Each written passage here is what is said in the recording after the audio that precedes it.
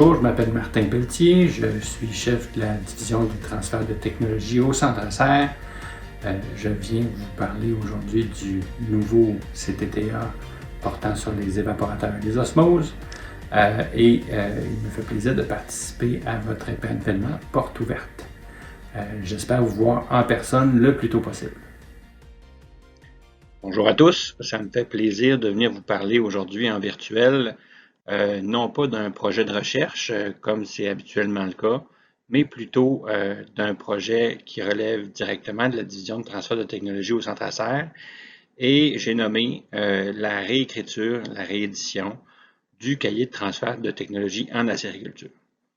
D'entrée de jeu, je me dois de souligner que c'est un projet qui a été financé par l'entremise du programme de service conseil qui a lieu dans le cadre du partenariat canadien pour l'agriculture entre le Canada et le Québec. Maintenant qu'on a fait les formalités, on peut déjà présenter le nouveau livre qui paraîtra sous peu. Ce livre-là a été produit par le Centre Serre. Il y a eu de nombreuses consultations, des étapes de conception, de rédaction et nous allons aussi assurer la distribution. Mais ça n'a pas été fait que par le Centre Serre, ça a été aussi fait par le CRAAC, qui est le centre de référence en agriculture et agroalimentaire du Québec. Et le CRAAC a procédé à toute l'édition, les corrections linguistiques, le graphisme, et va aussi distribuer le livre en question. C'est important de souligner le travail de l'équipe de rédaction du Centre Serre, notamment Madame Guillotin, Madame Houd, Monsieur Ali, Madame Martin et Monsieur Lagacé, qui ont tous contribué au livre là, pour s'assurer qu'on couvrait bien les sujets qu'on devait y aborder. On avait eu aussi un très gros groupe de révision que je tiens à remercier tous ces participants-là. On avait des gens des clubs, on avait des gens du MAPAC, on avait aussi des gens des équipementiers et on avait des gens des PPAQ autour de la table. Et tous ces gens-là ont eu la générosité de participer au processus, de relire tous les textes et aussi de partager leurs connaissances et nous leur en sommes extrêmement reconnaissants. Voilà, on avait vraiment tous les horizons là, de la communauté acéricole qui était en lien avec le sujet du livre, qui étaient les évaporateurs et les appareils de concentration membranaire. Le nouveau cahier proposé, comme tous les futurs cahiers de transfert de technologie aussi, est divisé en 3 sections différentes. Ces 3 sections-là ont pour but d'approfondir les sujets de différentes manières et ont des publics cibles différents, de manière à ce que tout le monde qui consulte le livre s'y retrouve dans la section qui lui est personnellement dirigée, mais tout le monde est invité à consulter toutes les sections, bien évidemment. Les 3 sections en question, on retrouve tout d'abord les fondements scientifiques. Dans cette section-là, on adresse toutes les connaissances de base, on présente toutes les connaissances de base, mais vraiment d'un point de vue scientifique, un petit peu plus fondamental. Et ça, ça va viser surtout les chercheurs, aussi les conseillers et aussi les producteurs. Il y a ensuite une section ingénierie dans laquelle on parle de dimensionnement et de conception d'équipements. On va aussi expliquer comment ces équipements-là fonctionnent, mais vraiment d'un point de vue de la conception. Et ça va surtout viser les conseillers, mais les producteurs et les chercheurs peuvent aussi y trouver leur compte. Et enfin, on a aussi fait une section portant sur l'opération des appareils.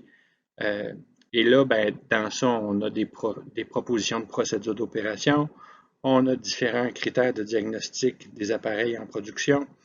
Et cette section-là est spécifiquement destinée aux producteurs, bien que les conseillers et les chercheurs puissent aussi consulter et apprendre beaucoup de choses dans ces sections-là.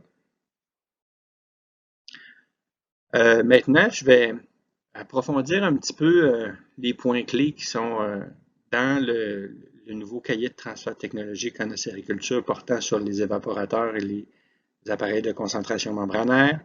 Donc, dans la section des fondements scientifiques, on a fait un gros travail sur les voies de développement de la saveur du sirop d'érable. Ces voies de développement de la saveur du sirop d'érable sont au nombre de 3. En fait, on en a abordé 3. Ça n'exclut pas qu'il y en ait d'autres, mais on s'est concentré sur ces 3-là. Il y a tout d'abord la réaction de Maillard. Réaction de Maillard qui, elle, est réaction bien connue dans le milieu de la chimie alimentaire, bien connue mais très difficile à maîtriser et qui concerne les interactions entre les sucres réducteurs et les composés aminés. La réaction de Maillard a comme résultante de créer des produits colorés de couleur brune et qui ont aussi des propriétés sensorielles différentes et qui contribuent à la saveur du sirop d'érable. Complémentairement à la réaction de Maillard, on a aussi la réaction de caramélisation. La caramélisation, c'est la dégradation thermique des sucres. Ça concerne donc tous les sucres et à partir du moment où on applique une certaine chaleur sur des sucres et que ceux-ci sont en présence d'eau, ils vont se transformer, ils vont se polymériser. Donc, on prend des sucres et on fait des chaînes de sucre avec eux. Et cette transformation-là, cette dégradation thermique-là, produit elle aussi des produits colorés de couleur brune et des saveurs intéressantes dans une certaine mesure dans le sirop d'érable. La dernière voie de développement de la saveur qu'on a abordée dans le CTTA sur les évaporateurs et les osmoses, c'est la voie de la concentration, je vais dire bête et méchante, des composés de la sève.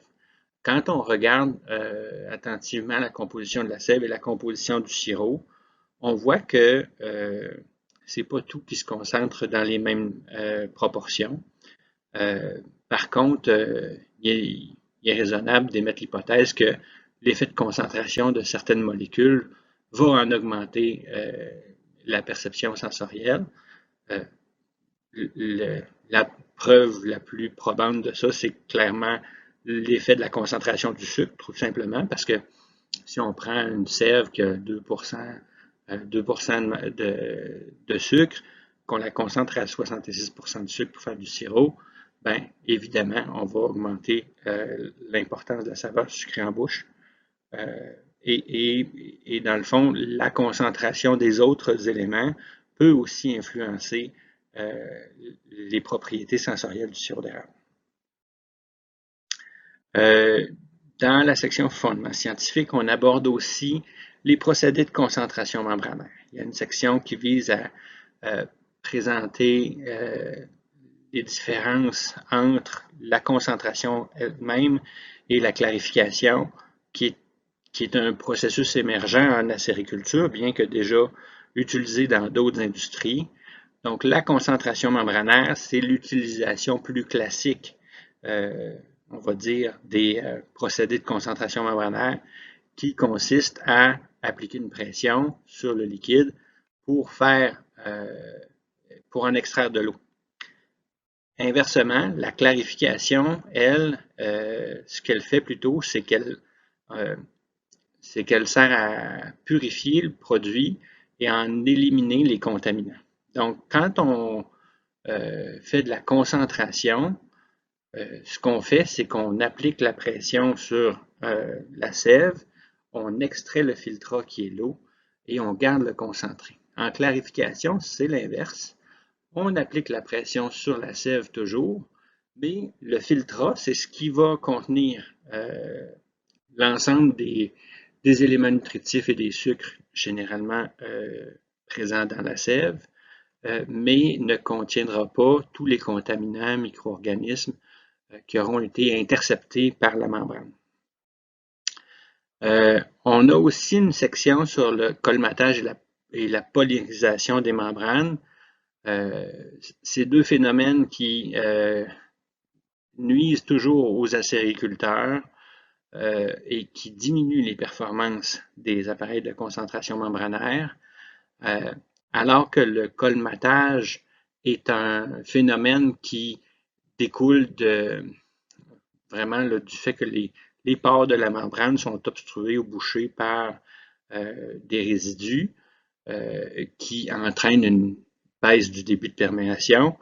La polarisation, elle, découle du fait de l'application de la pression sur la dite membrane.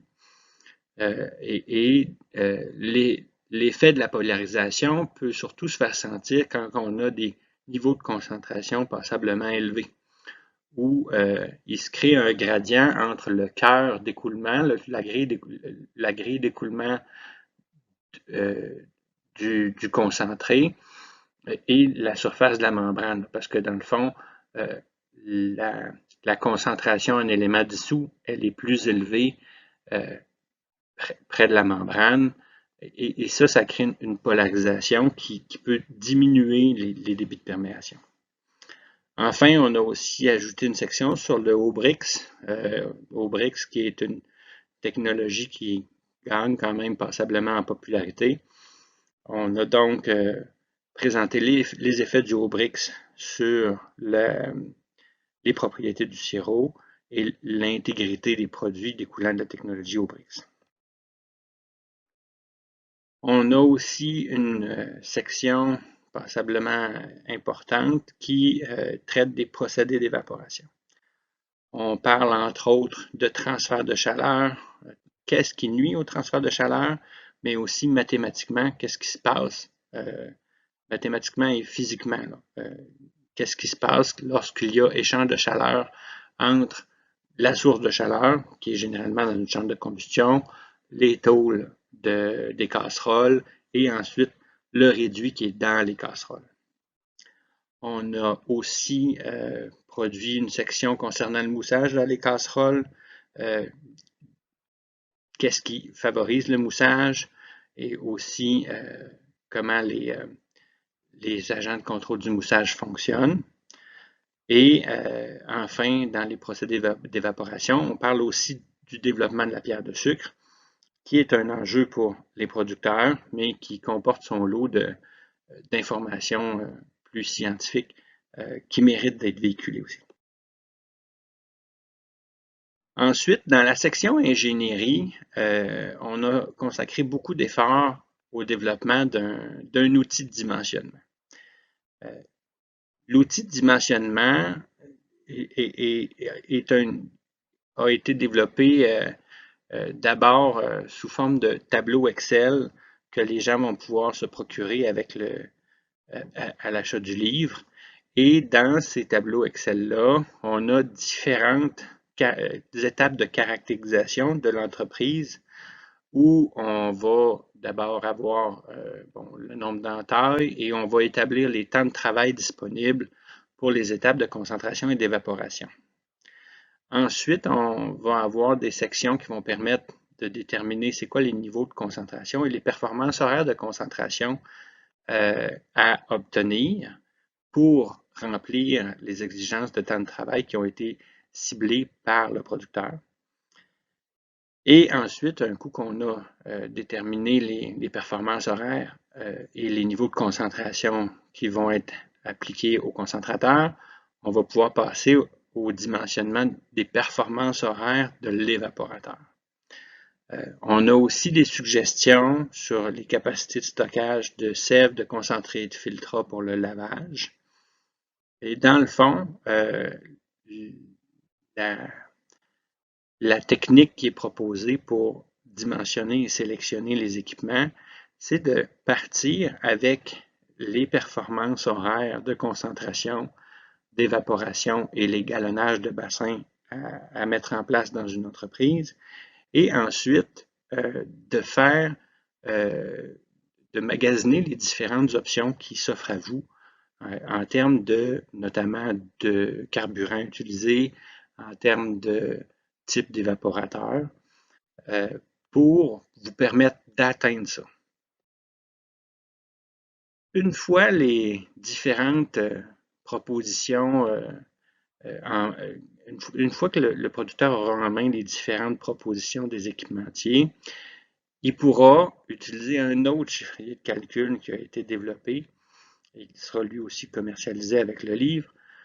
Et dans ce chiffrier de calcul-là, il pourra rentrer les coûts du concentrateur, les coûts de l'évaporateur, les coûts des bassins, les investissements connexes, comme si par exemple on avait besoin d'un silo ou d'une salle à part pour des compresseurs ou des choses comme ça. Et inclure aussi les coûts de fonctionnement de l'évaporateur et du concentrateur, et ainsi calculer son coût de revient par unité de production, généralement par baril, et ce, en tenant compte non seulement, oui, du coût de production opérationnel, c'est-à-dire le coût de la source d'énergie, mais aussi de tous les autres coûts en lien avec l'achat de ces équipements-là. Et ce qu'on considère, c'est que sur la base de cette comparaison-là, le producteur pourra prendre une décision éclairée en matière éclairée d'un point de vue financier pour sélectionner ces appareils. Dans la section opération, on a travaillé sur le développement de procédures claires pour l'appareil de concentration membranaire. On présente donc des séquences d'opérations qui permettent de conditionner une membrane neuve, de faire l'entretien en début de saison, de faire du concentré, de laver la membrane durant la saison et de faire tout l'entretien de la membrane en fin de saison. Les procédures ont été faites avec une approche qu'on pourrait qualifier à 2 critères. À chaque fois que c'était possible, ce qu'on a tenté de faire, c'est de dire, ben, regardez, on va vous fournir des paramètres mesurables. Parmi les paramètres qui sont les plus fréquemment utilisés, c'est par exemple la différence de conductivité électrique à l'entrée et à la sortie de l'appareil de concentration membranaire, ou la différence de pH à l'entrée et à la sortie de l'appareil de concentration membranaire. De cette manière-là, ça évite les gens qui veulent optimiser leurs opérations de suivre plus aveuglément les recommandations qui sont faites sur les volumes. Malgré tout, on a aussi maintenu les recommandations qui sont faites sur les volumes pour les gens qui ne veulent pas se barrer les pieds dans l'utilisation et le suivi des différents paramètres à mesurer pour valider si, par exemple, une étape de rinçage a permis vraiment d'éliminer tous les résidus. On espère que de cette façon-là, tout le monde va trouver son compte là-dedans et trouver une manière d'opérer son appareil de concentration membranaire de manière à en prendre soin et de l'entretenir correctement, mais aussi de faire un sirop de qualité sans le contaminer avec les produits de lavage et ce, de la manière la plus efficace possible. On a aussi structuré ces procédures-là en utilisant différents symboles et en imageant le plus possible, en se disant que si quelqu'un a besoin d'un aide-mémoire durant les opérations, ben, il rouvre son CTTA, il trouve les pages, puis il applique les étapes une par une en fonction de la procédure puis de l'objectif qu'il veut atteindre. On a aussi, dans la section opération, fait une section qui porte sur le diagnostic des performances de l'évaporateur.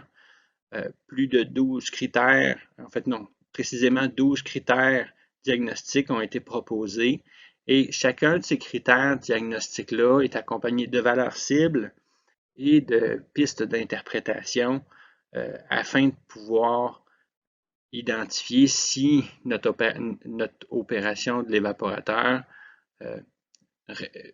est optimale.